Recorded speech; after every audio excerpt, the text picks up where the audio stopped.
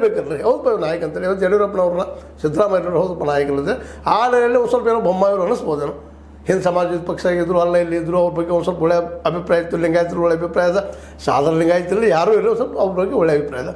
ಮತ್ತು ಆದರೆ ಅವ್ರಿಗೆ ವಯಸ್ಸಿಲ್ಲ. ಅವರು ಹೆಚ್ಚು ಕಡಿಮೆ ನಮ್ಮ ಜಗದೀಶ್ ಶೆಟ್ಟರ ಮತ್ತು ಅವ್ರ ಜೊತೆಗೆ ನಮ್ಮ ಸದಾನಂದ ಗೌಡರು, ಯಡಿಯೂರಪ್ಪನವರು ಅವರೆಲ್ಲ ಬಂದರು ವಯಸ್ಸಿನವರು. ದೀರ್ಘಕಾಲೀನ ಅಥವಾ ಲಾಂಗ್ ಟರ್ಮ್ ಒಬ್ಬ ನಾಯಕ ಸಿಗ್ಲಿಕ್ಕೆ ಸಾಧ್ಯ ಇಲ್ಲ. ಅದಕ್ಕೆ ಅವರು ಈ ವಿಜೇಂದ್ರ ಹುಡುಕಿಟ್ಟಿದ್ದಾರೆ.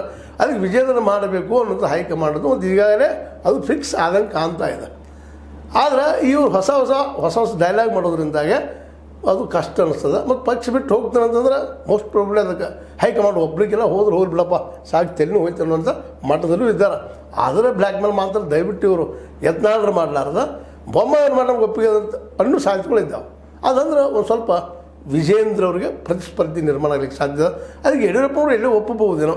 ಇಂದಿನ ನಾಳೆ ವಯಸ್ಸಾಗಿದೆ, ಅವ್ರು ಸರದ್ರಪ್ಪ ಅಂದ್ರೆ ವಿಜೇಂದ್ರ ನಾವು ಸಪೋರ್ಟ್ ಮಾಡಿದ್ರೆ ವಿಜೇಂದ್ರ ಅನುಕೂಲ ಆಗ್ಬೋದು ಅಂತೇಳಿ ಅವರು ಒಪ್ಪಬಹುದೇನೋ. ಹೀಗಾಗಿ ಇಬ್ಬರ ಜಗಳದಲ್ಲಿ ಮೂರನೇ ಲಾಭ, ಬೊಮ್ಮಾಯಿಯವ್ರ ಲಾಭ ಅನ್ನೋದು ಎಲ್ಲ ಲಕ್ಷಣಗಳು ಕಾಣ್ತಾ ಇದ್ದಾವೆ. ಇದು ಅನ್ನಿಸ್ತಾ ಇಲ್ಲ ಯಾರಿಗೆ. ಆದರೆ ಒಳ್ಳೆ ಪ್ಲ್ಯಾನ್ ಮಾಡಿ ನಮ್ಮ ಬೊಮ್ಮಾಯಿಯವರು ಈ ಒಂದು ತಂತ್ರವನ್ನು ಹೂಡಿದ್ದಾರೆ. ಬೆಕ್ಕು ಬೆನ್ನೆಯ ಜಗಳದಲ್ಲಿ ನ್ಯಾಯ ಇದೆ ಒಂದು ಜ್ಞಾನ ಇವರಲ್ಲಿ ಬಂದಂಗೆ ಕಾಣ್ತದೆ. ಅದಕ್ಕೆ ಅವ್ರು ನಾವು ಸ್ವಲ್ಪ ನೋಡ್ರಪ್ಪ ಅಧ್ಯಕ್ಷ ಆಗ್ತದೆ ಅಂತೇಳಿ ಅದಕ್ಕೆ ಮೋಸ್ಟ್ಲಿ ಯತ್ನಾಳರು ಒಗ್ಬೋದು, ದೂರದೃಷ್ಟಿ ಇಟ್ಕೊಂಡು ನಮ್ಮ ಯಡಿಯೂರಪ್ಪನವರು ಒಗ್ಬೋದು. ಹಾಗೆ ವಿಜೇಂದ್ರ ಅವರು ಒಂದಿಷ್ಟು ತಾತ್ಕಾಲಿಕ ಯುದ್ಧ ವಿರಾಮನ ಘೋಷಣೆ ಮಾಡ್ಬೋದು.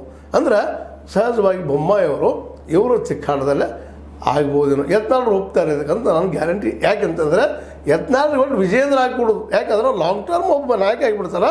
ನಾವು ನಂತರದಲ್ಲಿ ಯಾರೂ ಅವು ಇವ್ರ ಕಣ್ಣಿಗೆ ಹೈಕಮಾಂಡ್ ಕಣ್ಣಿಗೆ ನಾವು ಕಾಣೋದು ಇಲ್ಲ, ನಾವೇನೋ ವರ್ಕ್ ಮಾಡಿದ್ರು ಇವ್ರು ಬೆಲೆ ಕೊಡೋದಿಲ್ಲ ಅನ್ನುವಂಥದ್ದು ಸ್ಪಷ್ಟ ಕಲ್ಪನೆ, ಸ್ಪಷ್ಟ ಚಿತ್ರ ಒಳ್ಳೆಯದು.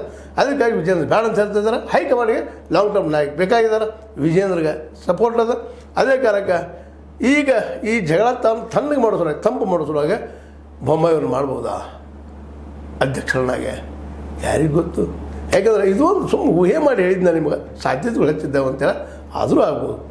ಈಗಾಗಲೇ ಹೇಳಿದ ನಿಮಗೆ ಬೆಕ್ಕು ಬೆನ್ನೆ ಜಗಳ, ಅದರಲ್ಲೇ ಬೆನ್ನೆ ತಿನ್ನುವಂಥ ಅವಕಾಶಗಳು ಬೊಮ್ಮಾಯಿಯವ್ರಿಗೆ ಹೆಚ್ಚಿದ್ದಾವೆ ಅಂತ ಹೇಳ್ತಾ ಇದು ನಿಮ್ಗೆ ಲೈಕ್ ಆಗಿರ್ಬೋದು. ಲೈಕ್ ಮಾಡಿ, ಶೇರ್ ಮಾಡಿ, ಕಾಮೆಂಟ್ ಮಾಡಿ, ಜೊತೆಗೆ ಸಬ್ಸ್ಕ್ರೈಬ್ ಆಗೋದು ನಿಲ್ಲಿಸ್ಲಿಕ್ಕೆ ಹೋಗ್ಬಾರ್ದು. S16 ನ್ಯೂಸ್ ಇದು ಸತ್ಯದ ಕೈಗಳಲ್ಲಿ ವಂದನೆಗಳು.